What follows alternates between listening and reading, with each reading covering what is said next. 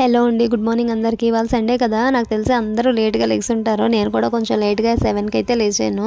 ఇంక మా పిల్లలకి బ్రష్లు చేసేసిన తర్వాత స్నానాలు చేయించేసి వాళ్ళకైతే టిఫిన్ ఏదో ఒకటి చేద్దామంటే వాళ్ళు నాకు ఇడ్లీ దోశ వద్దన్నారు.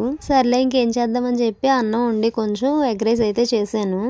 ఇప్పుడైతే మా పిల్లలు అవి తిన్నా అంటే వెరైటీగా ఇంకా ఏమన్నా చెయ్యాలి కదా అని చెప్పేసి అని వాళ్ళు తింటే చాలని ఏదో ఒకటి చేస్తున్నాం. బట్ మా చిన్నప్పుడు అయితే మా అమ్మ వాళ్ళు వీపు మీద 2 సరిసేవాళ్ళు. అయితే పెరుగన్నో లేకపోతే ఇడ్లీ, ఈ 2 తప్పితే వేరేది ఉండేది కాదు. దోశ అయినా గానీ అసలు వేసేది కాదనమాట ఎక్కువ, ఎందుకంటే ఎక్కువసేపు నించొని ఉండాలని చెప్పి. అది కూడా సండే రావాలి అంటే మేము ఎంతగానో ఎదురు చూసే వాళ్ళం. అసలు సండే ఎప్పుడు వస్తుంది అని లేట్గా వచ్చినట్టు అనిపించేది. బట్ ఇప్పుడు మాత్రం ఏంటో నేను వంట చేయటం వల్ల లేకపోతే ఇంట్లో పనులు చేయటం వల్ల తెలియదు కానీ ఎలా కళ్ళు మూసుకుంటే అలా సండే వచ్చేస్తుంది. ఇప్పుడు మా పిల్లలకు కూడా అలాగే అనిపిస్తుందేమో, సండే రావాలంటే ఎన్ని రోజులు వెయిట్ చేయాల్సి వస్తుందా అని చెప్పి. ఇంకా నా ఎగ్ రైస్ అయితే రెడీ అయిపోయింది. చూడటానికి ఇలా కలర్ఫుల్గా ఉంది కానీ టేస్ట్ అయితే నాకు డౌటే, ఎందుకంటే నేనైతే ఏమీ టేస్ట్ చేయలేదు.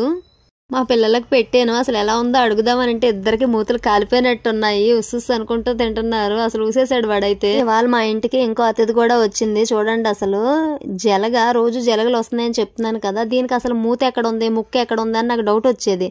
ఇవాళ నేను బయట ఉడుద్దామని చెప్పి వచ్చేసరికి అదైతే ఆ పువ్వు తింటుంది. తులసం దగ్గర పువ్వు ఎగిరిపోయినట్టుంది, అది తింటుంది. అప్పుడు అనుకున్న దీనికి మూతి ముక్కు ఏడున్నాయా అని చెప్పి. చూడండి, అసలు స్టార్టింగ్లో పువ్వు అంతా కనిపించేది, అసలు ఎలా తింటుందో.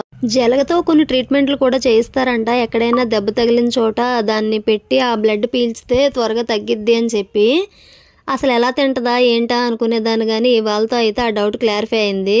దీని మీద ఇవాళ ఎంత రీసెర్చ్ చేశానంటే 1 గంట 20 నిమిషాలు దీని దగ్గరే టైం వేస్ట్ అయిపోయింది. మా పిల్లలకు కూడా తీసుకొచ్చి చూపించాను, ఎందుకంటే జలగలతో చాలా జాగ్రత్తగా ఉంటారని. బాయ్.